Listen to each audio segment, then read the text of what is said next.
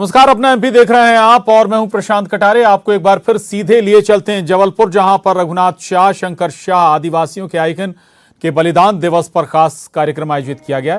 मुख्यमंत्री शिवराज सिंह चौहान, गृह मंत्री अमित शाह कार्यक्रम में शिरकत करने के लिए पहुंचे हुए। मूद मुख डंडिल को चुगलों को चबाए खाई, खूंटदार दुष्टन को शत्रु संघर्षा, कालिका भवानी माए अरज हमरी सुन ले। सभी जाति, वर्ग, समुदाय और लिंग के व्यक्तियों हितों एवं उनके संवैधानिक अधिकारों के संरक्षण के लिए पूरी प्रतिबद्धता से कार्य कर रही है।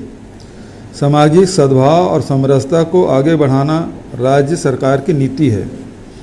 तृतीय लिंग के व्यक्तियों के सम्मान का यह कार्यक्रम इस बात का द्योतक है कि सरकार सभी वर्ग के लोगों को सम्मान और समान अवसर उपलब्ध कराने के लिए प्रयासरत है।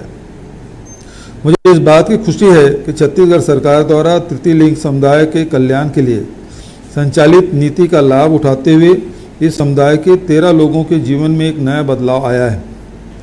उन्हें नई पहचान और राज्य की सेवा का अवसर मिला है। पुलिस विभाग में आरक्षक के पद पर नवनियुक्त तृतीय समुदाय के 13 सफल प्रतिभागियों को मैं बहुत बहुत बधाई और शुभकामनाएं देता हूं। पुलिस आरक्षक की भर्ती में तृतीय लिंग समुदाय के 97 लोगों ने परीक्षा दी थी, जिसमें 23 परीक्षार्थियों का चयन फिजिकल टेस्ट के लिए हुआ था, जिसमें 13 प्रतिभागी सफल होकर आरक्षक के पद पर चयनित हुए हैं। इससे पूर्व समाज कल्याण विभाग द्वारा तृतीय लिंग समुदाय के प्रतिभागियों के लिए निःशुल्क कोचिंग की व्यवस्था भी की गई थी। प्रशासन एकेडमी में परीक्षार्थियों को 30 दिन तक तथा राज्य संसाधन एवं पुनर्वास केंद्र में 4 माह तक लिखित एवं फिजिकल टेस्ट की तैयारी विषय विशेषज्ञों द्वारा कराई गई। इस दौरान तृतीय लिंग समुदाय के प्रतिभागियों के लिए निःशुल्क भोजन की व्यवस्था की गई। उन्हें ट्रैक सूट भी शासन की ओर से दिया गया। आरक्षक बने तृतीय समुदाय के ये लोग अपने समुदाय के लोगों के लिए प्रेरक बनेंगे और अपने समुदाय के अन्य लोगों को भी मुख्य धारा में शामिल होने के लिए प्रेरित और प्रोत्साहित करेंगे। मुझे बताते हुए बेहद खुशी हो रही है कि छत्तीसगढ़ देश का पहला राज्य है जिसने राज्य के तृतीय लिंग समुदाय के कल्याण और उन्हें मुख्य धारा में जोड़ने के लिए पॉलिसी बनाई है। तमिलनाडु के बाद छत्तीसगढ़ पहला राज्य है जिसने तृतीय लिंग के व्यक्तियों के पुनर्वास एवं अधिकारों के संरक्षण हेतु कल्याण बोर्ड का गठन किया है। छत्तीसगढ़ सरकार के समाज कल्याण विभाग तथा द्वारा तृतीय लिंग के व्यक्तियों के संविधिकरण, शल्य चिकित्सा सहित विभिन्न रोजगार से जोड़ने का काम किया जा रहा है। हमने वर्ष 2021-22 के बजट में तृतीय लिंग के व्यक्तियों के पुनर्वास हेतु आश्रम सह पुनर्वास केंद्र स्थापित करने के लिए 76 लाख का प्रावधान रखा है। यह देश में अपनी तरह का पहला केंद्र होगा।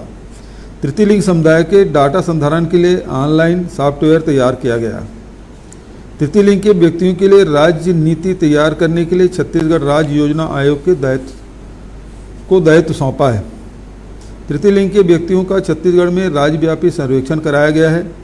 राज्य में 2919 तृतीय लिंग के व्यक्ति चिन्हांकित किए गए हैं तथा 1025 व्यक्तियों को पहचान पत्र जारी किया गया है। जिला स्तर पर गठित समिति द्वारा पंजीकरण उपरांत तृतीय लिंग के व्यक्तियों को प्रमाण पत्र, पहचान पत्र जारी किए जा रहे हैं। यह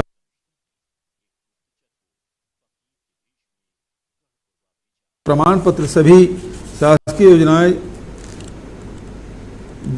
जैसे राशन कार्ड, पासपोर्ट, आधार कार्ड आदि के लिए मान्य है। अंत में मैं तृतीय लिंग समुदाय से पुलिस आरक्षक बने सभी लोगों को पुनः बधाई देता हूं। उनसे यह अपेक्षा करता हूं कि वो अपने समुदाय के लोगों को शासकीय योजनाओं एवं नीतियों का लाभ दिलाने में सहयोग प्रदान करेंगे ताकि तृतीय लिंग समुदाय को बेहतर जीवन और आगे बढ़ने का अवसर उपलब्ध हो सकेगा। जय जोहार, जय हिंद, जय छत्तीसगढ़।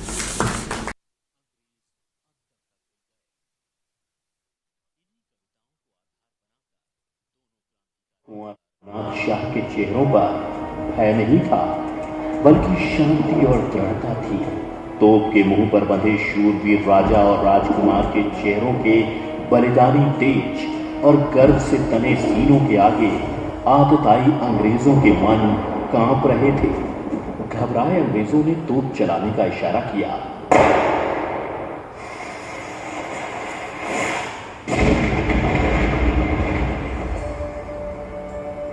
तोप के धमाके के बाद राजा शंकर शाह और कुंवर रघुनाथ शाह के शरीर क्षत विक्षत हो गए। राजा शंकर शाह की पत्नी रानी फूल कुंवरबाई ने दोनों के क्षत विक्षत अंगों को एकत्र कर अंतिम संस्कार करवाया और अंग्रेजी शासन से प्रतिशोध लेने का प्रण किया। इन महान आत्माओं के बलिदान से उपजी विद्रोह की आग 52वीं रेजिमेंट से होते हुए दमोह, नरसिंहपुर, सिवनी और रामगढ़ तक फैल गई। जगह जगह अंग्रेजों के खिलाफ सशस्त्र क्षत्रिय 1506 रायपुर छत्तीसगढ़। दीक्षा यादव रायपुर। कांता कमार राजनगर। आपको खूब बधाई, शुभकामनाएं। ट्रेनिंग बढ़िया हुई है सब। सब ट्रेनिंग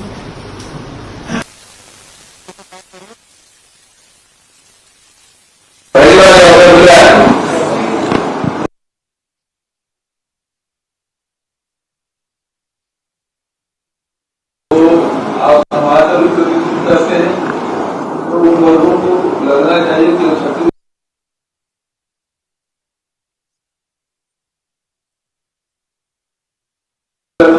देश में प्रकार की सुविधा मिलती है तो आपकी दक्षता, आपकी साहित्यता, आपके समर्पण, आपकी सेवा से अन्य लोगों का रास्ता खुलेगा।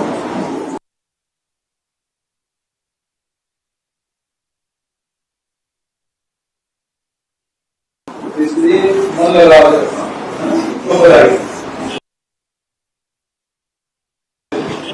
Thank you sir.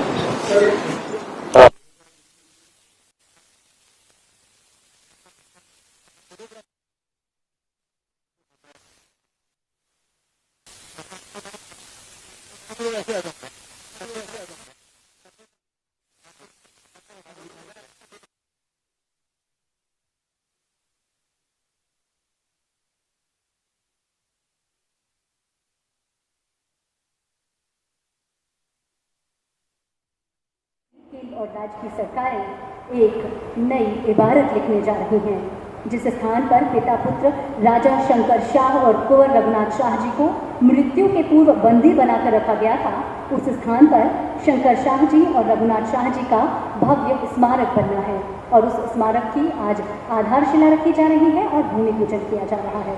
मैं आज इस अवसर पर भारत के गृह मंत्री श्री अमित शाह जी से आग्रह करती हूँ, सिंगल क्लिक के माध्यम से जनजातीय नायकों की स्मृति में बनने वाले स्मारक का भूमि पूजन कर आधारशिला रखेंगे। माननीय केंद्रीय गृह मंत्री और सम्मानीय मंच।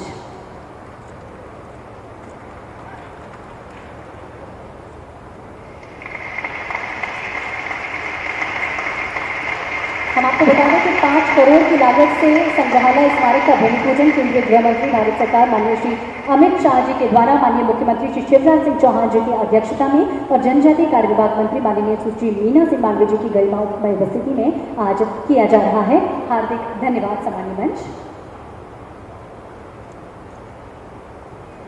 निश्चित ही संस्कारधानी जबलपुर के इतिहास में नया अध्याय जुड़ रहा है और इस ऐतिहासिक अवसर के हम और आप सभी साक्षी रहेंगे।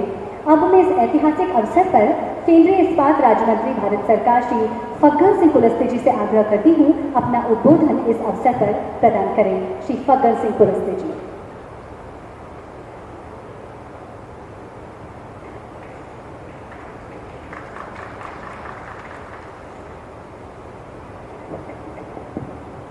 आज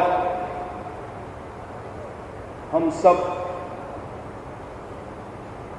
जनजाति बंधु और इस पूरे महाकौशल मध्य प्रदेश से के सभी नागरिकों की ओर से शंकर शाह रघुनाथ शाह जी के इस बलिदान दिवस के अवसर पर आज हम सबको प्रेरणा देने के लिए मार्गदर्शन करने के लिए भारत के हमारे गृह मंत्री आदरणीय अमित शाह जी हमारे बीच में उपस्थित हुए। मैं एक बार आप सब नागरिक बंधुओं से चाहता हूं, जनजाति भाई और बहनों से, कि एक बार जोरदार खड़े होकर के उनका स्वागत करें। ये मैं आप सभी भाई और बहनों से चाहता हूं कि अमित शाह जी का स्वागत अपनी पूरी ताकत के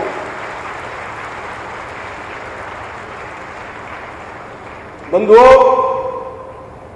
हमारे आज के इस कार्यक्रम में विशेषकर हमारे मध्य प्रदेश के हमारे जननायक आदरणीय शिवराज जी, जिनका इस जनजातीय समुदाय के प्रति विशेष लगाव, और ये जो भी आपने थोड़ा सा झलकियां आप लोगों ने देखा है, और ये मैं कह सकता हूं कि मध्य प्रदेश के अंदर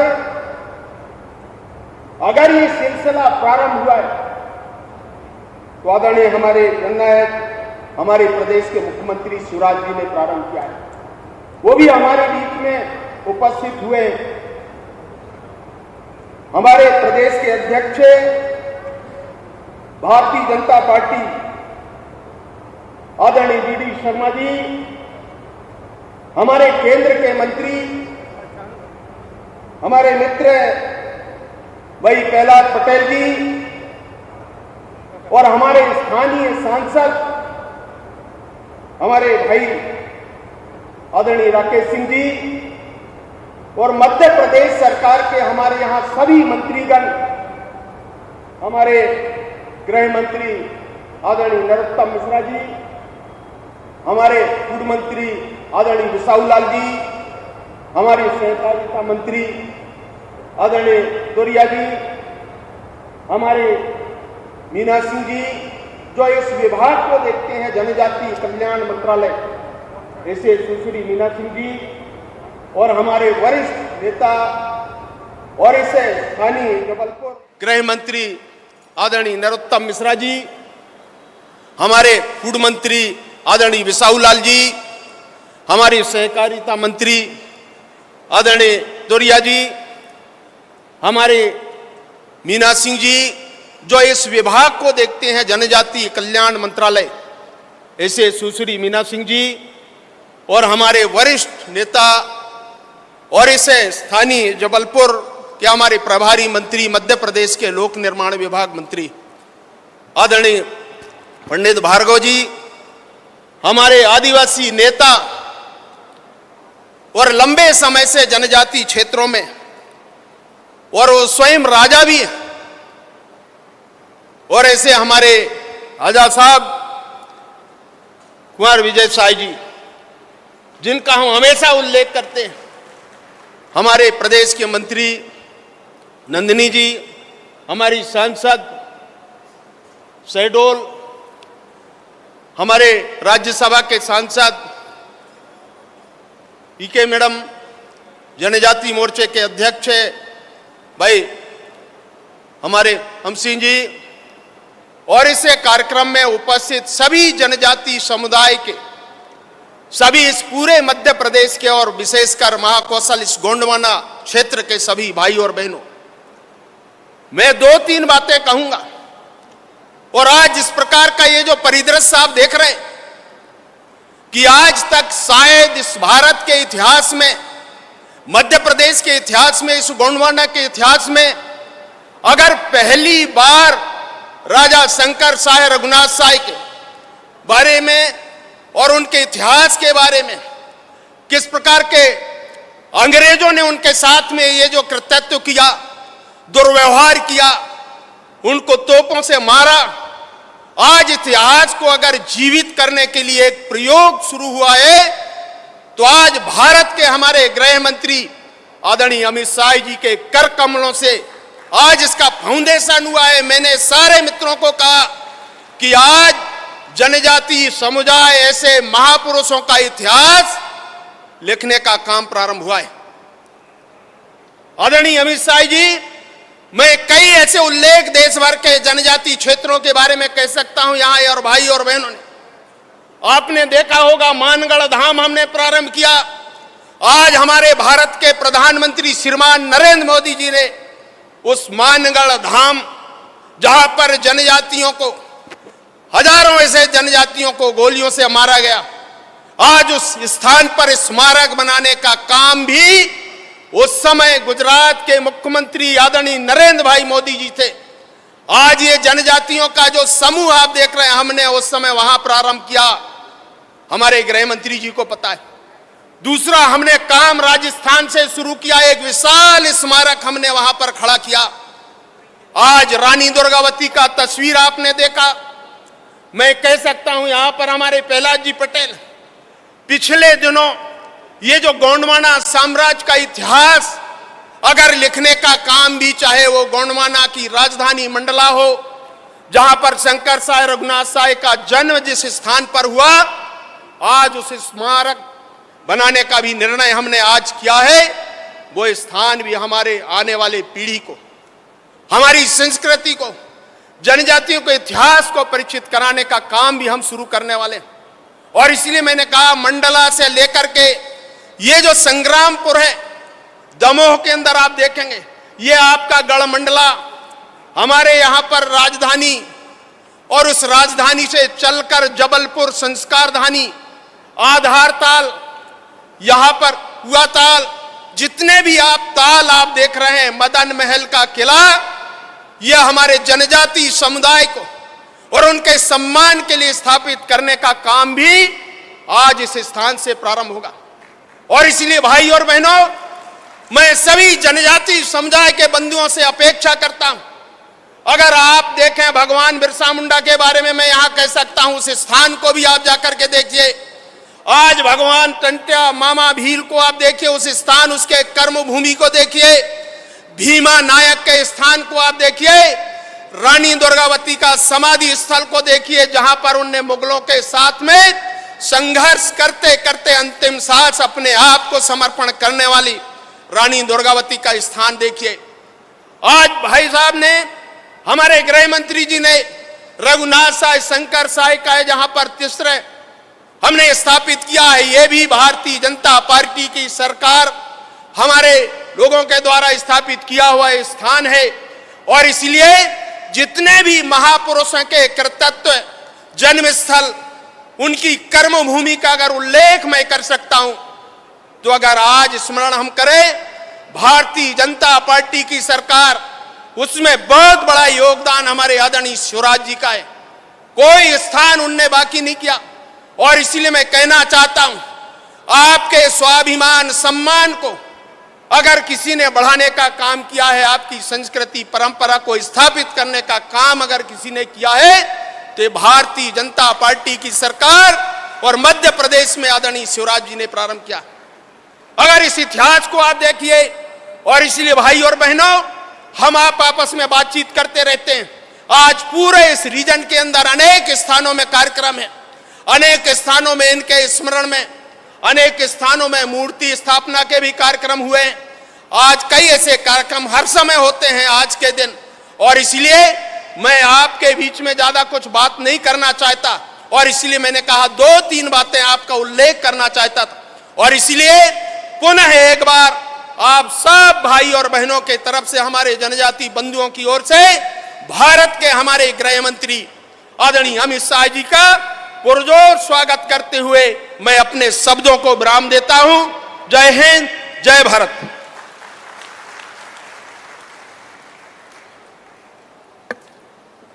हार्दिक धन्यवाद केंद्रीय इस्पात राज्य मंत्री श्री फग्गन सिंह कुलस्ते जी। अभी इनका उद्बोधन हम सभी सुन रहे थे। निश्चित ही इनके शब्दों ने मौसम को आक्रांत किया और हम सभी के मन मस्तिष्क में एक नवीन ऊर्जा का संचार किया। हार्दिक धन्यवाद माननीय। भारत के माननीय प्रधानमंत्री श्री नरेंद्र मोदी जी के कुशल मार्गदर्शन में प्रदेश का कुशल नेतृत्व कर प्रदेश में विकास की शंकर साय रघुनाथ साय जी के बलिदान दिवस पर उनको नमन करने पधारे भारत के गृह मंत्री, जो प्रधानमंत्री श्रीमान नरेंद्र मोदी जी के एक वैभवशाली, गौरवशाली, संपन्न और शक्तिशाली भारत के निर्माण के संकल्प को जमीन पर उतार रहे हैं। और एक ऐसे योद्धा, कि असंभव शब्द जिनके शब्दकोश में नहीं है, कश्मीर से धारा 370 हटाने से लेके कितने भी बड़े और कड़े फैसले हुए उसको लागू करने वाले हमारे नेता आदरणीय अमित शाह जी, आप सब एक बार फिर तालियां बजा के उनका अभिनंदन कीजिए, उनका स्वागत कीजिए। हमारे केंद्रीय मंत्री जिनको अभी आप सुन रहे थे, महाकौशल की माटी के लाल, आदरणीय फग्गन सिंह कुलस्ते जी, हमारे अपने केंद्रीय मंत्री आदरणीय प्रहलाद सिंह पटेल जी, भारतीय जनता पार्टी के प्रदेश के अध्यक्ष आदरणीय वी.डी. शर्मा जी, जबलपुर के लोकप्रिय सांसद आदरणीय राकेश सिंह जी, हमारे गृह मंत्री भाई नरोत्तम मिश्रा जी, वन मंत्री श्री विजय शाह जी, खाद्य मंत्री बिसाहूलाल जी, इस विभाग की मंत्री जो इस कार्यक्रम को कर रहा है बहन सुश्री मीना सिंह मांडवे जी, सहकारिता मंत्री भाई अरविंद भदौरिया जी, हमारे राष्ट्रीय सचिव भारतीय जनता पार्टी आदरणीय ओम प्रकाश धुर्वे जी, हमारे सांसद साथीगण बहन श्रीमती संपत्तिया उल्टे जी, बेटी श्रीमती हिमाद्री सिंह जी, बहन श्रीमती नंदिनी मरावी जी और हमारे अनुसूचित जनजाति मोर्चे के अध्यक्ष कल सिंह भाबर जी, इस कार्यक्रम में यहाँ उपस्थित प्रदेश के चुने हुए हमारे ऐसे सभी विधायक, सांसद और जनजातीय नेता जो एक बड़े समूह का प्रतिनिधित्व करते हैं। प्रिय बहनों, भाइयों, मीडिया के मित्रों, सबसे पहले हम अमर क्रांतिकारी, अमर बलिदानी, जिनके बारे में अभी हमने लघु फिल्म भी देखी, उन शंकर शाह और रघुनाथ शाह जी के चरणों में अपनी ओर से प्रदेश की 8.5 करोड़ जनता की ओर से शीश झुका के प्रणाम करता हूं, शीश झुका के नमन करता हूं। आप सभी को भी राम राम, जय सेवा, जय महारानी दुर्गावती, जय राजा शंकर शाह, कुंवर रघुनाथ शाह और उसके साथ साथ पंट्या मामा की भी जय और बिरसा भगवान की भी जय। अभी हमने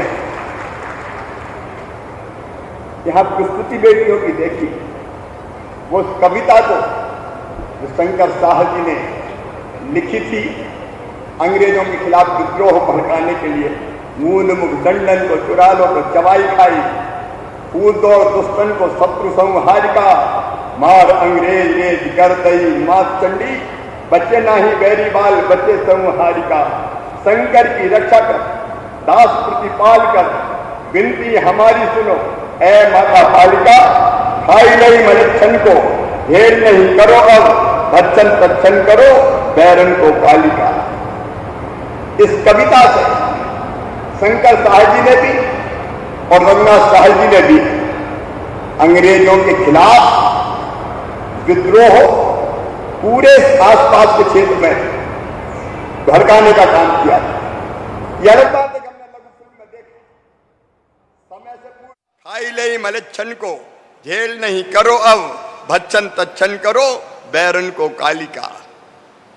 इस कविता से शंकर शाह जी ने भी और रघुनाथ शाह जी ने भी अंग्रेजों के खिलाफ विद्रोह पूरे आसपास के क्षेत्र में भड़काने का काम किया था। यह अलग बात है कि हमने लघु फिल्म में देखा समय से पूर्व, क्योंकि आक्रमण का जो दिन था वो तय हुआ था, मुहर्रम के दिन उस दिन भीड़ भाड़ रहती थी, लेकिन कुछ ही गद्दार के कारण अंग्रेजों को पता चल गया, समय के पूर्व योजना का खुलासा हुआ, वो पकड़े गए और अंत में जब उनसे अंतिम इच्छा पूछी, प्राण दंड दिया तो, मृत्यु दंड दिया तो उन्होंने कहा वही कविता एक बार हम फिर दोहराना चाहते हैं। तोप के मुंह से बांध के वो उड़ा दिए गए, लेकिन माथे पर सिकन नहीं आई। अपनी मातृभूमि के लिए, अपने धर्म के लिए, अपने राज्य के लिए और भारत माता की पैरों से परतंत्रता की बेड़ियां काटने के लिए उनने अपना सर्वस्व न्योछावर कर दिया, सब कुछ बलिदान कर दिया है। ऐसे अमर शहीदों के चरणों में बारंबार प्रणाम। और ये एक जनजातीय नायक नहीं है, कांग्रेस ने आजादी के बाद, कांग्रेस की सरकारों ने जब हमें आजादी का इतिहास पढ़ाया तो केवल कुछ लोगों का नाम बताया, लेकिन वो भूल गए राजा शंकर शाह को, रघुनाथ शाह को, भीमा नायक को, खज्जा नायक को, टंट्या मामा को, बिरसा भगवान को। आज उनको प्रणाम करने का अवसर है। पूजे न गए शहीद, पूजे न गए शहीद तो फिर ये, पूजे न गए शहीद तो फिर ये मंत्र कौन अपनाएगा? तोपों के मुंह से कौन अकड़ छातियां अपनी अड़ाएगा? चूमेगा फंदे कौन, चूमेगा फंदे कौन? गोलियां कौन बक्स पे खाएगा? अपने हाथों अपने मस्तक फिर आगे कौन बढ़ाएगा? पूजे न गए शहीद तो फिर ये बीज कहां से आएगा? धरती को मां कहकर माटी माथे से कौन लगाएगा? इसलिए आज उन वीरों की पूजा करने हम आए हैं। मैं अमर शहीदों का चारण उनके यश गाया करता हूं। जो कर्ज राष्ट्र ने खाया है मैं उसे चुकाया करता हूं। सब कुछ तो बलिदान कर दिया और मुझे प्रसन्नता है कि आदरणीय अमित शाह जी पहले भी आए थे। एक बार 11-12 दिन रुके थे, 6 दिन रुके थे और पूरा अध्ययन करके गए थे। रघुनाथ शाह जी पे, शंकर शाह जी पे वो कविता पूरी उनने ढूंढवाई, पढ़ी, पूरी जानकारी उनने ली और आज इस ऐतिहासिक अवसर पर राजा शंकर शाह, बलिदानी राजा शंकर शाह और रघुनाथ शाह जी के स्मारक का भूमि पूजन उन्होंने किया है। एक भव्य स्मारक बनेगा जिसमें उनके व्यक्तित्व और कृतित्व को उकेरा जाएगा और हर साल कार्यक्रम का आयोजन होगा। हर साल हम हर साल उनके बलिदान दिवस को मनाएंगे और उनसे प्रेरणा प्राप्त करेंगे। शहीदों की चिताओं पर लगेंगे हर वर्ष मेले, वतन पर मरने वालों का यही बाकी निशा होगा। आज कांग्रेस बात करती है जनजाति की, लेकिन मुझे कहते हुए गर्व है और आज मैं बताना भी चाहता हूं कि सचमुच में जनजातियों के कल्याण के काम अगर किसी ने किए हैं तो वो केवल भारतीय जनता पार्टी की सरकारों ने किए हैं। केंद्र में जब माननीय अटल बिहारी वाजपेयी जी भारत के प्रधानमंत्री बने तो अलग से पहली बार हिंदुस्तान में जनजाति कल्याण मंत्रालय का गठन किया। कांग्रेस ने कभी नहीं किया। सबसे पहले जनजाति आयोग का गठन अगर किया तो अटल जी के द्वारा किया। न्यूनतम समर्थन मूल्य पर वनोत्पादों की खरीदी के लिए अगर कोई फैसला लिया तो हमारे प्रिय प्रधानमंत्री श्रीमान नरेंद्र मोदी जी ने लिया। वन बंधु कल्याण योजना, बंधन केंद्र, ट्राई फूड पार्क का निर्माण, स्टैंड अप इंडिया के माध्यम से 10 लाख से लेकर 1 करोड़ रुपए तक की सहायता राशि, एक नई स्वास्थ्य पोर्टल बना के जनजातियों के स्वास्थ्य प्रबंधन हेतु प्लेटफॉर्म उपलब्ध कराने का काम, एक नहीं अनेकों काम हमारे यशस्वी प्रधानमंत्री श्रीमान नरेंद्र मोदी जी ने जनजाति के बहनों और भाइयों को लिए हैं। और वनाधिकार का पट्टा भी देने का फैसला हुआ था तो वो भी भारतीय जनता पार्टी की सरकार ने किया। मुझे कहते हुए गर्व है। मैं बहुत विस्तार में नहीं जाना चाहता कि मध्य प्रदेश में भी 15-16 साल में भारतीय जनता पार्टी की सरकारों ने चाहे जनजातीय क्षेत्रों में सड़कों के निर्माण का सवाल हो, पीने के पानी की व्यवस्था हो, बिजली का इंतजाम हो, आश्रम शालाएं खोलना हो, छात्रावास खोलना हो, हाई स्कूल खोलना हो, हायर सेकेंडरी स्कूल खोलना हो, अगर चारों तरफ इनका जाल बिछाया तो भारतीय जनता पार्टी की सरकार ने बिछाया। हमने अपने बच्चे जो जनजाति बेटे बेटियां हैं, ट्राइबल बेटे बेटियां, कांग्रेस के जमाने में 200-300 रुपया प्रतिमाह छात्रवृत्ति मिलती थी, भारतीय जनता पार्टी की सरकारों ने बढ़ा के उसको 1100 रुपया प्रतिमाह करने का काम किया। बेटियों के लिए और भी ज्यादा देने का काम किया।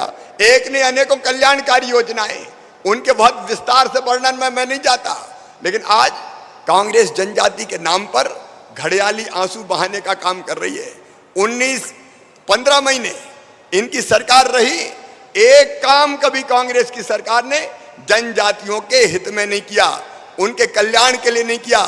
जबकि भारतीय जनता पार्टी की सरकार है। मुझे कहते हुए गर्व है, किसी मध्य प्रदेश की धरती पर हमने फैसला किया आश्रमशाला और छात्रावास के साथ साथ अगर कोई हमारा आदिवासी बेटा बेटी, हमारा ट्राइबल बेटा बेटी छात्रावास में प्रवेश नहीं मिलता और किराए से कमरा लेके पढ़ेगा तो कमरे का किराया भी माता पिता नहीं भरवाएंगे, प्रदेश की सरकार भरवाने का काम करेगी।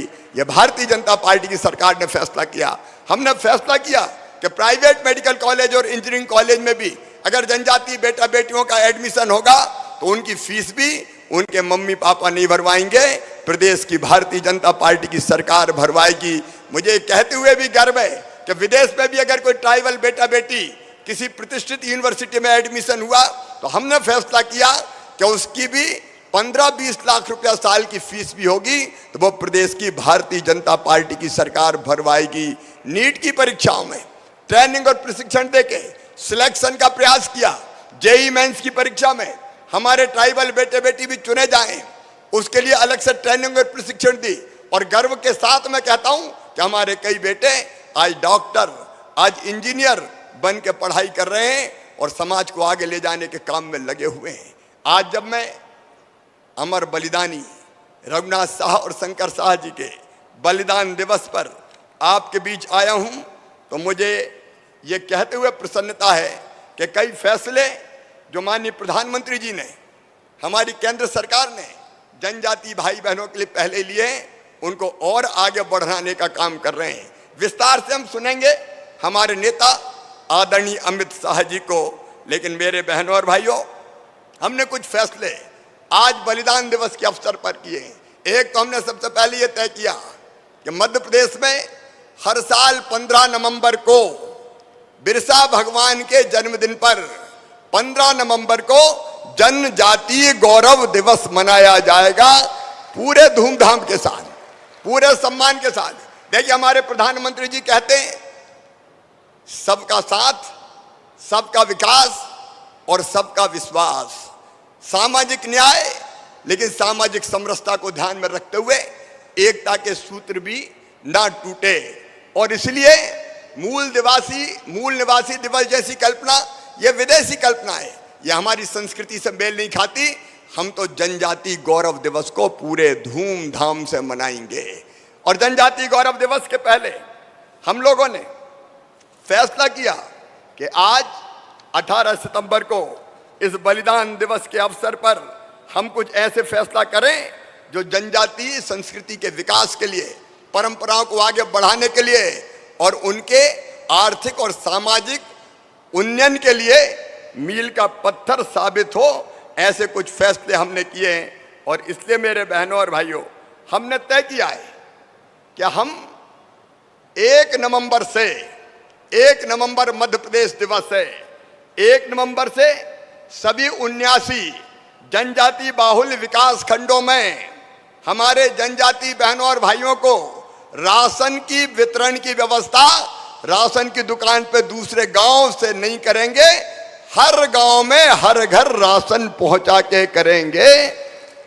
ताकि मैं जानता हूं कई बार काम छोड़ के राशन की दुकान अगर दूर है तो दूर राशन लेने जाना पड़ता है, एक दिन खराब होता है, कई बार आने जाने में लग जाता है। और इसलिए घर घर राशन ये 89 विकास खंडों में अभियान चलाया जाएगा। बोलिए ठीक है ना? अरे ठीक है ना? और राशन वितरण के लिए जो गाड़ियां लगेंगी वो गाड़ी भी कोई जनजाति बेटा की होगी, बेटी की होगी, उसको भी फाइनेंस कराएंगे और बैंक को भी गारंटी मामा देगा, भारतीय जनता पार्टी की सरकार देगी, ताकि हमारे कई बच्चों को सीधे रोजगार मिल सके, काम मिल सके। इस दिशा में हम लोग कदम उठाएंगे। और हमने तो किराया विराया भी फिक्स कर दिया, एक गाड़ी का 26,000 रुपया महीना, ताकि किस्त निकाल के भी पैसे बच जाए और वे ईमानदारी से राशन पहुंचाने का काम कर सके। बहनों और भाइयों, कांग्रेस ने केवल नाटक किया, लेकिन आज हमारे नेता, हमारे केंद्रीय गृह मंत्री जी, जिनके नेतृत्व में जन कल्याण के अनेकों काम भारत सरकार के माध्यम से संपन्न हो रहे हैं, आज उनके समक्ष आपके सामने हम ये फैसला कर रहे हैं कि सामुदायिक वन प्रबंधन के अधिकार जनजातीय भाइयों और बहनों को दिए जाएंगे। सामुदायिक वन प्रबंधन के अधिकार हमारे जंगलों में रहने वाले, वनों के आसपास रहने वाले हमारे सारे भाइयों और बहनों को वनोपज से रोजी रोटी उनकी चले, आजीविका मिले। हमने ये फैसला किया है और हम ये भी फैसला कर रहे हैं, अभी पायलट प्रोजेक्ट के रूप में तेंदू पत्ते को बेचने का काम भी अब हमारी वन समिति और ग्राम सभाओं को हम देने का काम का प्रारंभ करेंगे, ताकि वनोपज पर वास्तव में जनजातीय और भाई बहनों को, ट्राइबल भाई बहनों को रोजगार मिल सके। एक देवारण्य योजना हमने बनाई है। हमारे जंगलों में अनेकों प्रकार की औषधियां हैं। औषधियों की खेती भी हमारे आदिवासी भाई और बहन करते तरह जानते हैं। जब मैं पातालकोट गया था तो वहां अचार की चिरौंजी होती है, 2, 4, 5 रुपए किलो बिकती थी। तब हमने फैसला किया था कि मिनिमम सपोर्ट प्राइस पे इसको 100 रुपया किलो से कम में नहीं बिकने देंगे। हमने 100 रुपया तय किया, वो 100 रुपए किलो से ज्यादा बिकने लगी। ऐसी जितनी वनोपज होती है, कोदो हो, कुटकी हो, रागी हो, महुआ हो, करंज के बीज हो, नीम की निमोली हो, लाख हो, अलग अलग जितनी भी वनों में जो औषधियां होती है और ऐसी चीजें होती है जिनको प्रोसेसिंग करके, जिनसे निर्माण करके लोगों को बेचा जा सकता है, उसके लिए एक पूरी वैल्यू चेन बनाएंगे, प्रोसेसिंग उसकी करेंगे।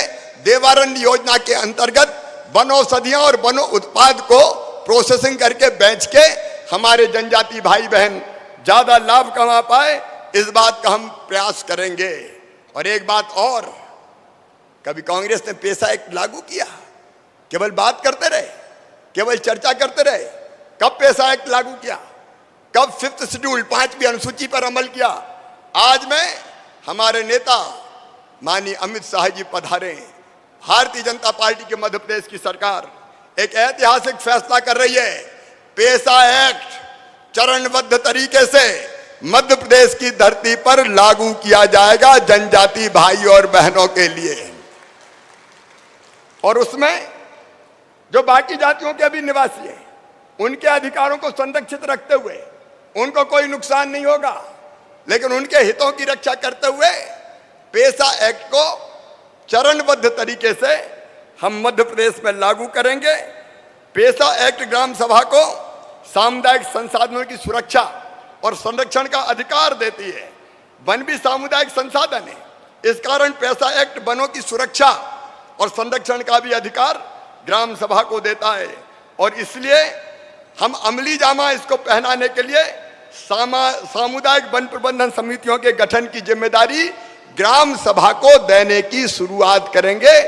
ग्राम सभाओं को ये अधिकार जाएंगे। अब सामुदायिक वन प्रबंधन समितियां वर्किंग प्लान के अनुसार हर साल माइक्रो प्लान बनाएगी और उसे ग्राम सभा से अनुमोदित करवाएगी, और समितियां ही उस प्लान को क्रियान्वित करेगी। वन विभाग का अमला विजय शाह जी समितियों को केवल मदद करेगा, बाकी काम समितियां करेगी। और समिति को ग्राम सभा के सामने कामों का लेखा जोखा देना पड़ेगा। वनों के प्रबंधन के दौरान कटाई छटाई से जो बांस और बल्ली जलाऊ लकड़ी निकलेगी, उस पर भी अधिकार समिति का होगा। समिति उसको बेच के आय कमा सकेगी, और अंत में जब कटाई से इमारती लकड़ी प्राप्त होगी तो उसका भी एक अंश समिति को जाएगा, ताकि जनजाति का आर्थिक सशक्तिकरण हो सके। ग्राम सभा यदि समिति के काम से खुश नहीं होगी तो खुद ही उस समिति को भंग करके नई समिति का गठन कर सकेगी।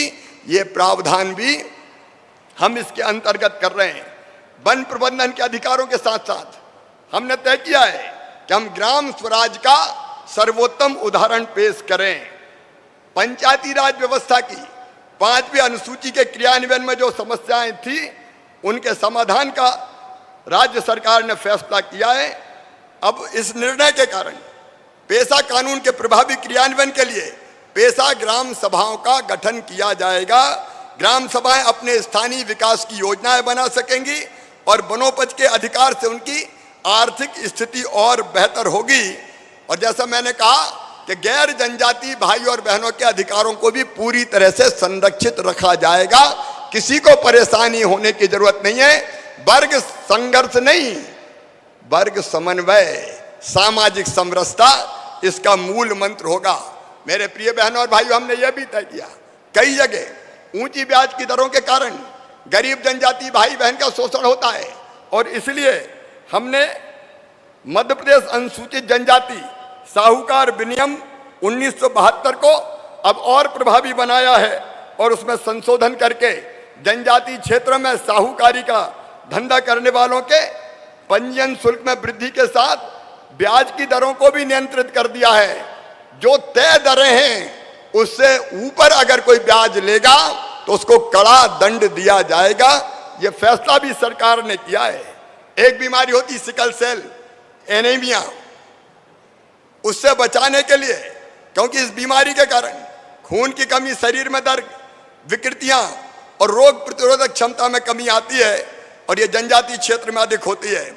और इसलिए 89 जनजातीय विकास खंडों में सिकल सेल बीमारी से निजात पाने के लिए 15 नवंबर से मध्य प्रदेश राज्य सिकल सेल मिशन प्रारंभ किया जाएगा और सिकल सेल की बीमारी का पूरा इलाज निःशुल्क किया जाएगा।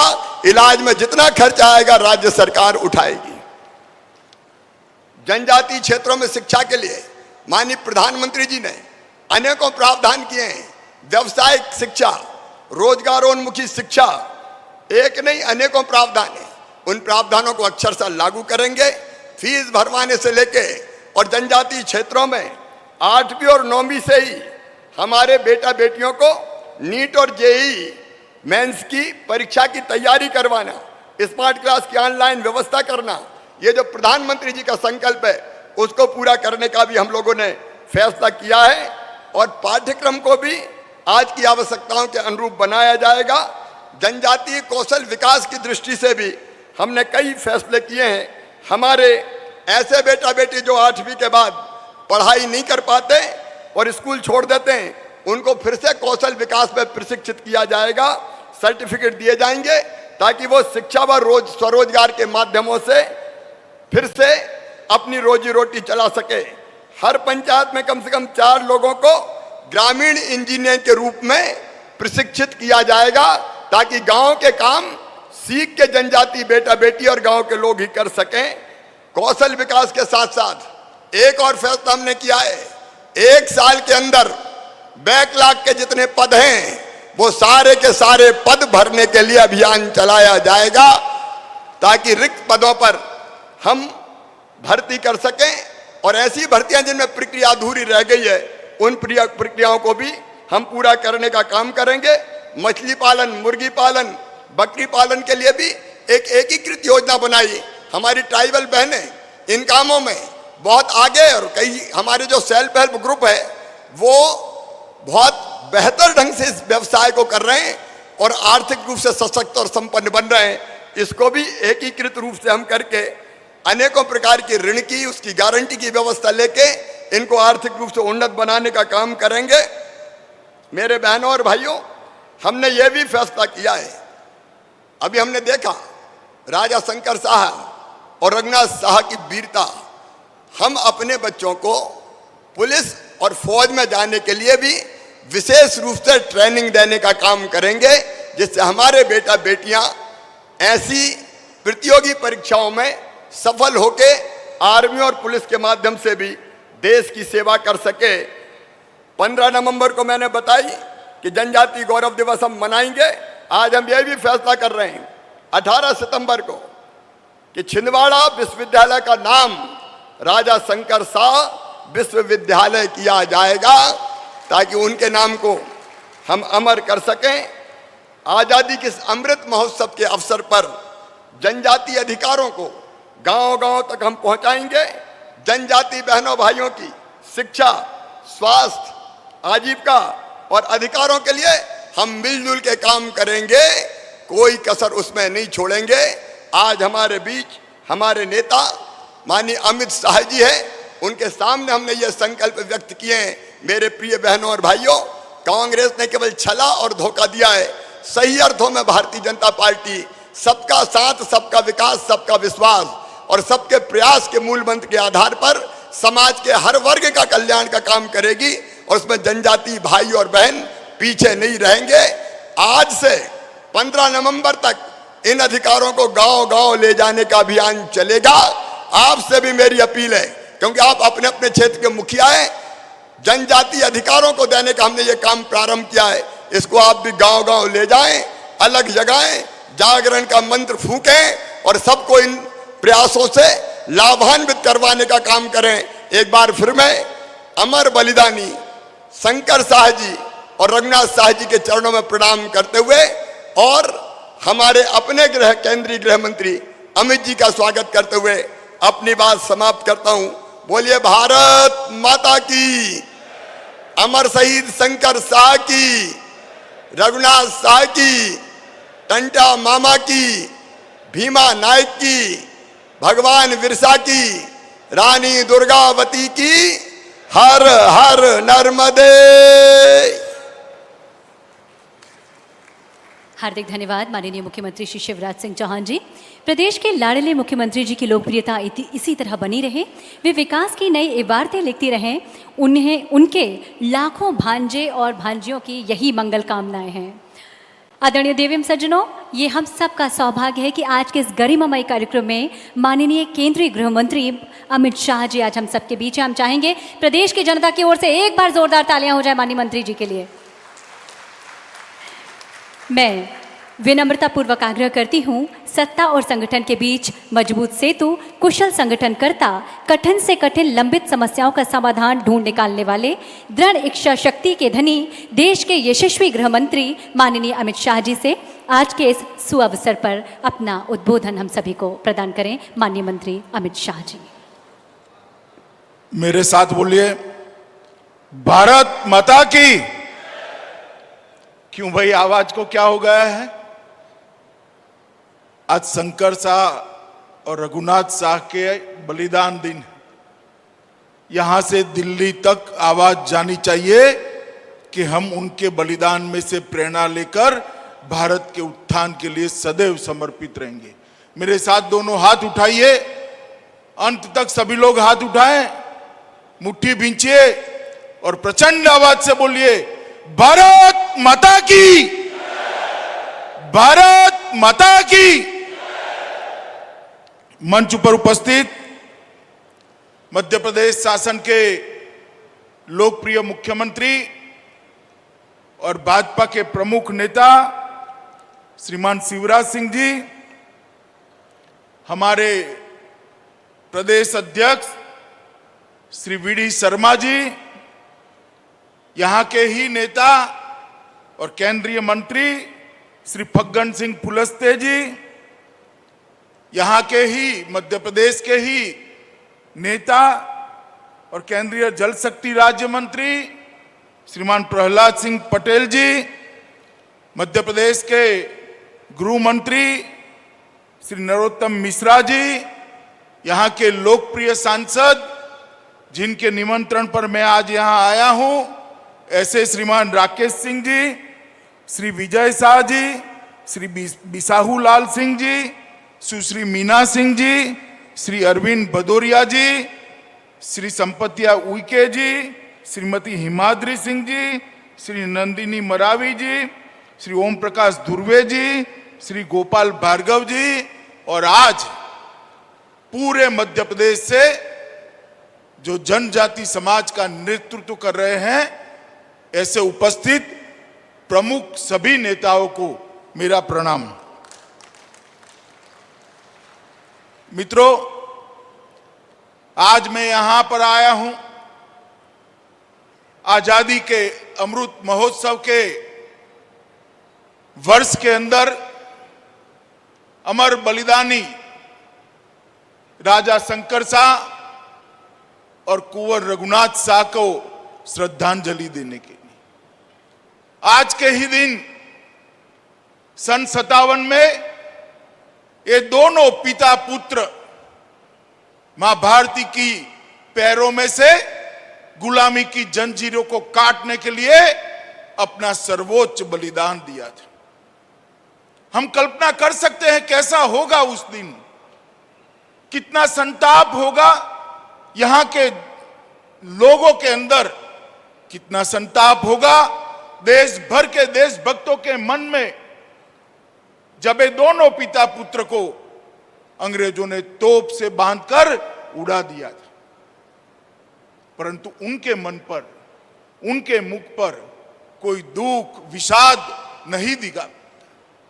मां दुर्गा की स्तुति करते करते अगला जन्म भी इसी भूमि पर मिले, और मां भारती की सेवा करते करते फिर से बलिदान होने का मौका मिले, ऐसी प्रार्थना करते करते ये वीर बलिदानी स्वर्ग सिधार गए थे।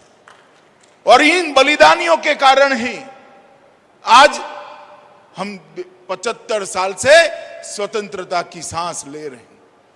1857 से शुरू हुई हमारी आजादी की क्रांति की लड़ाई 1947 15 अगस्त को समाप्त हुई और 15 अगस्त से आज तक 75 साल तक इस देश को अलग अलग समय पर अलग अलग लोगों ने आगे बढ़ाने का काम किया है। परंतु इस वर्ष हमारे प्रिय नेता और देश के प्रधानमंत्री श्री नरेंद्र मोदी जी ने एक संकल्प लिया है कि आजादी का अमृत महोत्सव मनाएंगे और ऐसे गुमनाम शहीदों को फिर से उनकी स्मृति को, उनके बलिदान को पुनर्जीवित करने का काम करेंगे। क्योंकि जो इतिहास लिखा गया उनमें उनका नाम नहीं है, निशान नहीं। मैं आपको बताना चाहता हूं, मैं इसी जबलपुर में पिसनहारी की एक यहां पर धर्मशाला है, वहां पर 16 दिन तक रहकर जब मैंने गुजरात में सुना कि शंकर शाह और रघुनाथ शाह ने इसी प्रकार बलिदान दिया, मेरे मन में बहुत कौतुक था कि एक कविता के कारण किसी को तोप के सामने बांधकर उड़ा दिया जाता है। तब मैं इसको देखने के लिए आया था, भेड़ाघाट भी गया था, जबलपुर भी रहा था। तब से ये पिता पुत्र के बलिदान का मेरे मन में एक अनूठा स्थान है। आज मेरा सौभाग्य है कि उनका जो स्मारक बनाने का मध्य प्रदेश सरकार ने निर्णय किया है, उसकी नींव मेरे हाथों से डालने का सौभाग्य मुझे मिला है। परंतु मित्रों, देश भर में कई तहसीलों में, कई जिलों में, कई प्रदेशों में ऐसे अनेक वीर बलिदानी हैं जिनको इतिहास में स्थान नहीं मिला, उचित सम्मान नहीं मिला। क्या काल उसको भुला सकता है? क्या उनके बलिदान को हम भुला देंगे? क्या कोई भी देश की नई पीढ़ी ये चाहेगी जिन्होंने अपने देश के लिए सर्वस्व न्यौछावर कर दिया, उनको हम भूल जाए? हम कभी नहीं चाहेंगे। इसीलिए हम आजादी का अमृत महोत्सव मना रहे हैं और ये आजादी के अमृत महोत्सव के अंदर जाने अनजाने सभी शहीदों को, स्वतंत्रता के सेनानियों को पुनर्जीवित, उनकी स्मृति को पुनर्जीवित करेंगे, उनके बलिदान के जज्बे को आज की युवा पीढ़ी में रोपित करने का काम करेंगे। इसीलिए प्रधानमंत्री जी ने आजादी का अमृत महोत्सव मनाया है।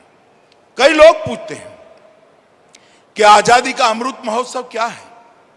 आजादी का अमृत महोत्सव नई पीढ़ी के अंदर देशभक्ति का ज्वर जगाने का एक प्रयास। आजादी का अमृत महोत्सव देश की युवा पीढ़ी को गौरव के साथ जोड़ने का, भारत के गौरव के साथ जोड़ने का एक प्रयास। आजादी का अमृत महोत्सव भारत को दुनिया में सिरमौर बनाने का संकल्प लेने का एक प्रयास। आजादी का अमृत महोत्सव 130 करोड़ भारतीयों को अपना जीवन स्तर उठाकर सबको समान अधिकार मिले, इस प्रकार का भारत की रचना करने का संकल्प लेने का समय है। संविधान की भावना हर व्यक्ति तक पहुंचाने का प्रयास ये आजादी का अमृत महोत्सव है। कर्तव्य के लिए हर नागरिक के मन में जागरूकता पैदा करना ये आजादी का अमृत महोत्सव का काम है। और हर भारतीयता के मन में, हर भारतीय के मन में आत्मनिर्भर भारत का संकल्प लेने का समय ये आजादी का अमृत महोत्सव है। मित्रों, आज मैं जब यहां आया हूं तब इस संस्कार धानी के इस पवित्र मिट्टी को छूने के लिए आया हूं, जहां पर रघुनाथ शाह और शंकर शाह का बलिदान हुआ। या आज ये स्मारक जो बनेगा, आज यहां पर जो कार्यक्रम हुआ है, मुझे पूरा विश्वास है आने वाले दिनों में हजारों साल तक न सिर्फ गोंडवाना, पूरे देश भर के युवाओं को ये पिता पुत्र का बलिदान प्रेरणा देता रहेगा और देश के लिए जान न्यौछावर करने के लिए आगे होगी। ये दुर्गावती का क्षेत्र है। रानी दुर्गावती के वंश में ही रघुनाथ शाह और शंकर शाह हुए, और रानी दुर्गावती ने भी, वीर रानी दुर्गावती ने भी मुगलों के सामने लड़ते लड़ते देश की स्वतंत्रता के लिए अपना सर्वस्व न्यौछावर किया था। और वही प्रेरणा लेकर शंकर शाह और रघुनाथ शाह ने भी बलिदान किया। मित्रों, आजादी के अमृत महोत्सव के समय 1857 से लेके 1947 तक जितने जितने गुमनाम आजादी के सिपाही थे, वीर बलिदानी थे, उनकी स्मृति को पुनर्जीवित करना, उनके बलिदान को देश के युवाओं के सामने रखने का एक बहुत महत्वपूर्ण काम देश के प्रधानमंत्री जी ने उठाया। और मैं आप सभी को कहना चाहता हूं कि आजादी के आंदोलन में हमारे इतिहास लिखने वालों ने अनुसूचित जनजाति के वीर योद्धाओं को भुलाने का काम किया। मैं गर्व के साथ कह सकता हूं कि आजादी के आंदोलन के अंदर और सन 57 के स्वतंत्र संग्राम से लेकर 1947 तक जनजाति नेताओं ने जो बलिदान दिए हैं, शायद ही इतने बलिदान किसी और लोगों ने दिए होंगे, इतने हमारे जनजाति नेताओं ने, मगर उसको भुला दिया गया। और इसीलिए नरेंद्र मोदी जी ने एक नई पीढ़ी जाने, इसके लिए इसको आगे बढ़ाने का काम किया है। मैं कल ही वहां जाकर आया निर्मल में, जहां 1000 से ज्यादा जनजाति के लोगों को एक ही बरगद के पेड़ पर फांसी पर चढ़ा दिया गया है। मित्रों, भगवान बिरसा मुंडा को कौन भूल सकता है। कई सारे ऐसे महत्वपूर्ण लोग थे जिन्होंने सन 57 के पहले भी इस क्रांति को आगे बढ़ाया है। 1780 से 1857 तक जिन्होंने क्रांति का बीड़ा उठाया, उसमें सबसे ज्यादा जनजाति सेना नायक। 1855 में सिद्धू कानू विद्रोह, 1828 से 1832 तक बुद्धू भगत द्वारा चलाया गया लड़का आंदोलन, बिरसा मुंडा का महत्वपूर्ण संघर्ष, ढेर सारे ऐसे थे जिन्होंने सन 57 की क्रांति के पहले ही क्रांति की मसाल को जलाया था। इसके साथ ही गुंडाधुर, कांगला माझी, गैन सिंह जैसे अनेक नायकों ने भी सन 57 के पहले ही यहाँ पर देश भर में एक क्रांति का बिगुल फूटा था। 1842 में सागर के जवाहर सिंह बुंदेला, नरहूद के मधुकर शाह, मदनपुर के गोंड राजा दिल्लन शाह, हीरापुर के हिरेंद्र शाह, हिम्मत सिंह गौड़ और भाऊ सिंह गौड़ ने भी स्वतंत्रता सेनानियों का नेतृत्व किया था। और राजा शंकर शाह के बाद भाटगांव के राजा महिपाल सिंह गौड़, मदनपुर के राजा चंद्रहास गौड़, मूरत सिंह जी, लक्ष्मण सिंह, गहवर सिंह गौड़, इन लोगों ने भी सन 57 के बाद इस लड़ाई को चालू रखा था। और इसीलिए भारतीय जनता पार्टी के नेता और हमारे प्रिय प्रधानमंत्री ने एक निर्णय किया है कि जनजाति संग्रहालय देश भर में बनाए जाएंगे और इसमें ये जनजाति नेताओं को स्मरण के लिए एक हमेशा के लिए व्यवस्था करनी जाए। 195 करोड़, लगभग 200 करोड़ सी लागत से 9 संग्रहालयों की कल्पना की गई है और बहुत अच्छे तरीके से कोने कोने से जनजाति के वीर नेता जिन्होंने आजादी के लिए बलिदान दिया, संघर्ष किया, उनको ढूंढ कर उनके इतिहास को पुनर्जीवित कर उनकी स्मृति को संजोकर ये संग्रहालय बनाए जाएंगे, जिसमें गुजरात में राजपीपला, झारखंड में रांची, आंध्र प्रदेश में लंबासिंगी, छत्तीसगढ़ में रायपुर, केरल में कोझिकोड, मध्य प्रदेश में छिंदवाड़ा, तेलंगाना में हैदराबाद, मणिपुर में स्थान तय होना बाकी है और मिजोरम में केलसी के अंदर ये संग्रहालय बनाए जाएंगे और 200 करोड़ रुपए में से 110 करोड़ रुपया खर्च भी कर दिया गया है। मित्रों, जैसे शिवराज जी ने कहा, कांग्रेस ने हमेशा जनजाति कल्याण की बात की, जनजाति के वोट लेने का प्रयास किया, मगर जनजाति कभी कल्याण कभी नहीं किया। अलग अलग दल खड़ा करती है, अलग अलग लोगों को आगे लाकर जनजातियों के वोटों में बंटवारा हो, इस प्रकार की भावना करती। और एक और भारतीय जनता पार्टी है, जब जब भी जनादेश मिलता है जनजातियों के कल्याण के लिए भारतीय जनता पार्टी कटिबद्ध है और हमेशा इसके लिए प्रयास करती। अभी शिवराज जी ने सुनते सुनते भी आप लोग थक गए होंगे, इतनी लंबी जनजाति कल्याण के फैसले दिए। वो तभी हो सकते हैं जब पार्टी का विचार, पार्टी के नेता का, मुख्यमंत्री का विचार और उनके आचार दोनों के बीच में एक वाक्यता हो। भाषण के अंदर जनजाति कल्याण की बात करना और उसको जमीन पर उतारना, ये बहुत अलग चीज है। आज तक मध्य प्रदेश के अंदर जनजातियों को विकास करने के लिए ढेर सारे कदम पहले भी उठाए गए, आज भी उठाए। मोदी जी ने भी ढेर सारे कदम उठाए, मगर शिवराज जी ने आज जनजाति के लोगों को अधिकार देने की शुरुआत की है और मैं मानता हूं एक नए प्रकार की शुरुआत।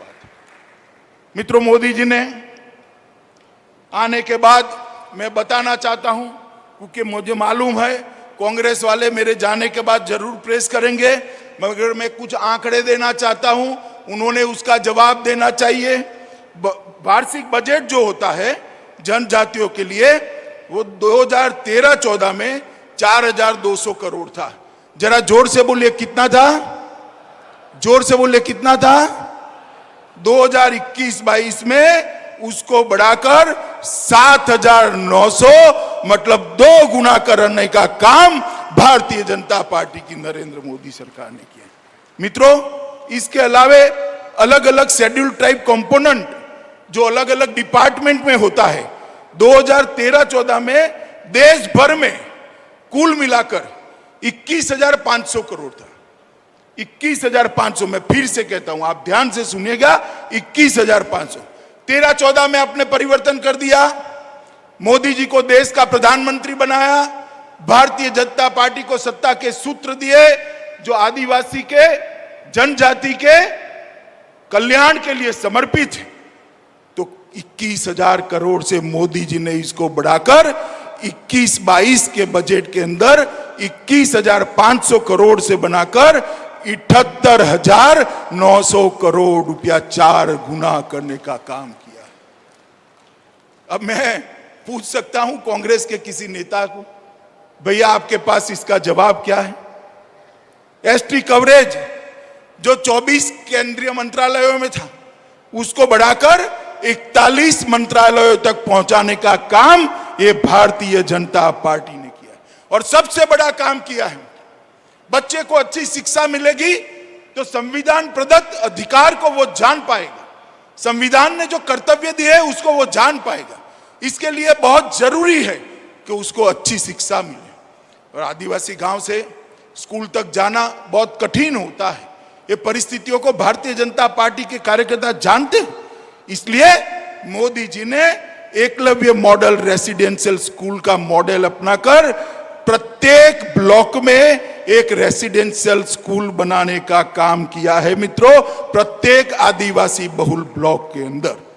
और इसके अंदर लगभग 167 स्कूल स्वीकृत कर दिए गए हैं, 250 से ज्यादा बनाने हैं, इसमें से 161 बनाने की शुरुआत हो चुकी है। और इसके लिए एक नया बजटरी प्रोविजन करने की भी शुरुआत हुई। ट्राइबल रिसर्च इंस्टीट्यूट, उसकी स्थापना मोदी जी की कल्पना से ही हुई। पहले 18 थे पहली टर्म में, उसको बढ़ाकर 18 से बढ़ाकर 27 करने का काम इस टर्म में नरेंद्र मोदी जी ने किया है।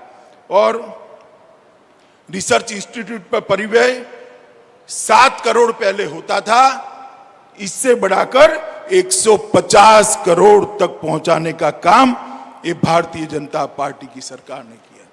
आदिवासी दिन भर मेहनत करता है, जनजाति के मेरे भाई मेरी बहनें दिन भर मेहनत करती है, और जब वन उपज को खरीद कर बेचने जाते हैं कुछ नहीं मिलता था।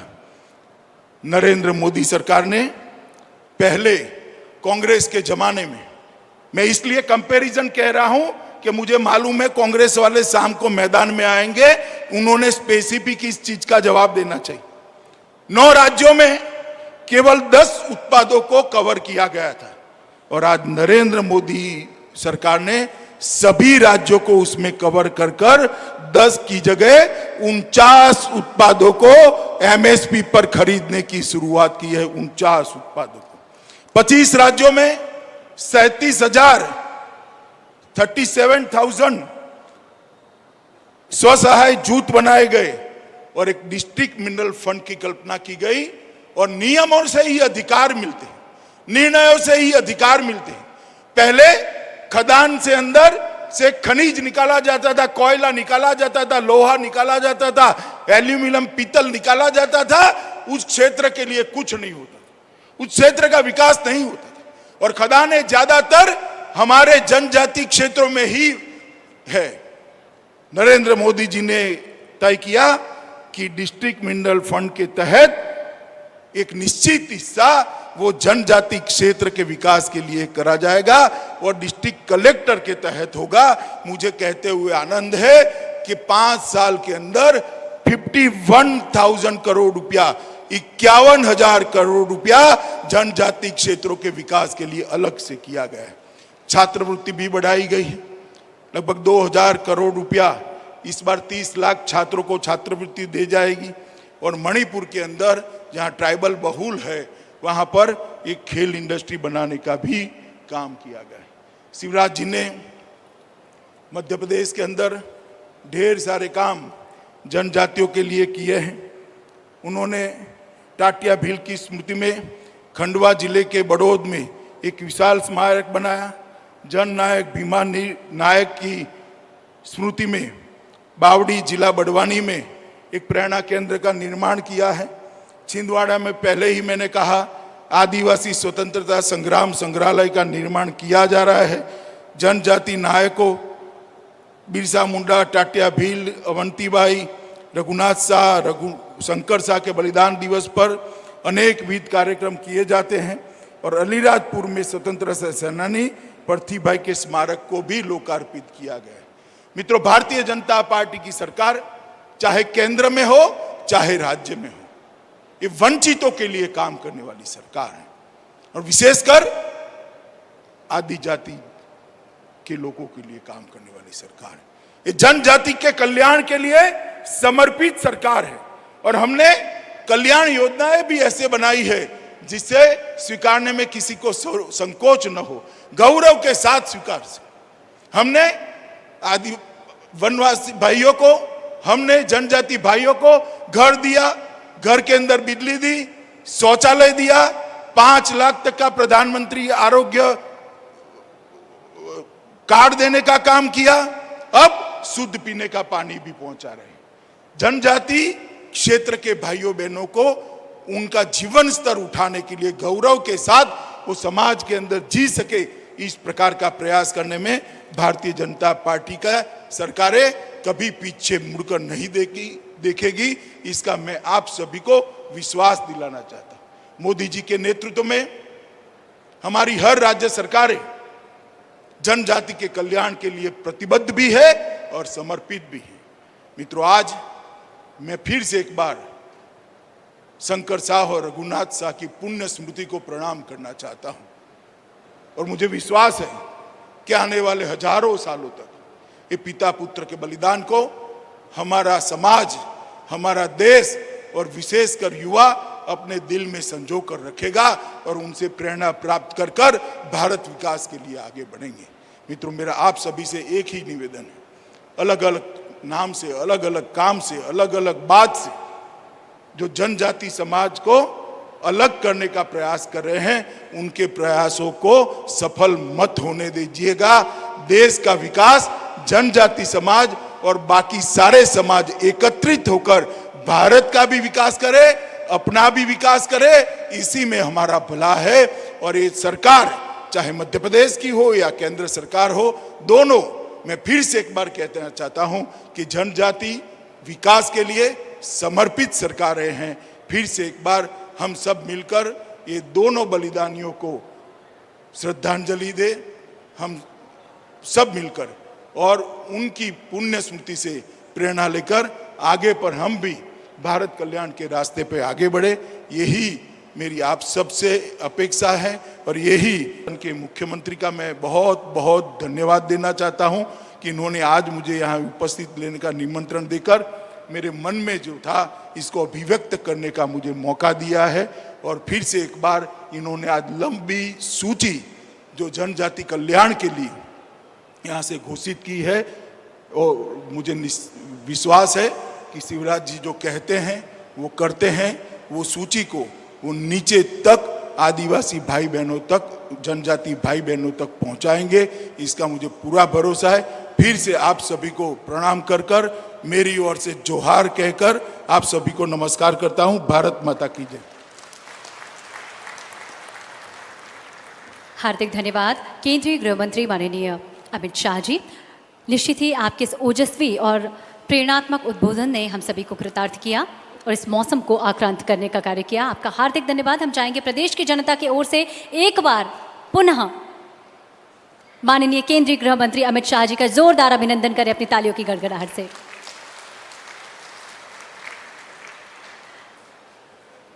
अब मैं सुश्री मीना सिंह मांडवे जी, माननीय मंत्री जनजातीय कार्य विभाग से आग्रह करती हूँ पूरे प्रदेश की ओर से तालियों के द्वारा माननीय केंद्रीय इस्पात राज्य मंत्री श्री फग्गन सिंह कुलस्ते जी को अब मैं प्रतीक चिन्ह भेंट करने के लिए आग्रह करती हूँ माननीय मंत्री मीना मांडवे जी से, जी के द्वारा निर्मित की गई है। अब मैं पुनः एक बार सुश्री मीना मांडवे जी से आग्रह करती हूँ मध्य प्रदेश के मुख्यमंत्री शिवराज सिंह चौहान जी को स्मृति चिन्ह भेंट करें। हार्दिक धन्यवाद और हम सभी अभिनंदन करें, स्वागत करें अपनी तालियों के द्वारा माननीय केंद्रीय इस्पात राज्य मंत्री श्री फग्गन सिंह कुलस्ते जी को अब मैं प्रतीक चिन्ह भेंट करने के लिए आग्रह करती हूँ माननीय मंत्री मीना मांडवे जी से। हम सब जोरदार ताली से अभिनंदन करेंगे माननीय केंद्रीय जल शक्ति राज्य मंत्री श्री प्रहलाद सिंह पटेल जी के स्वागत अभिनंदन के लिए और स्मृति चिन्ह भेंट करने के लिए अब मैं पुनः निवेदन करती हूँ सुश्री मीना सिंह मांडवे जनजातीय कार्य विभाग मंत्री से।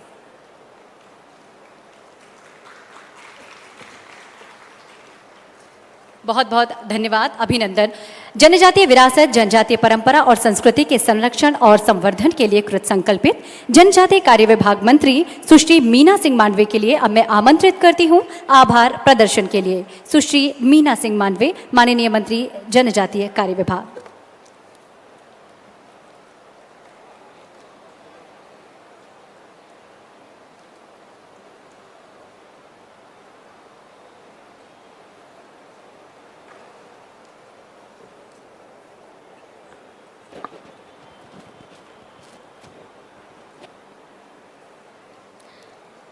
आज बड़े हर्ष का विषय है कि हमारे प्रदेश की संस्कारधानी एवं वीरांगना रानी दुर्गावती की पावन भूमि पर हमारे देश के यशस्वी गृह मंत्री माननीय श्री अमित शाह जी का आगमन हुआ है।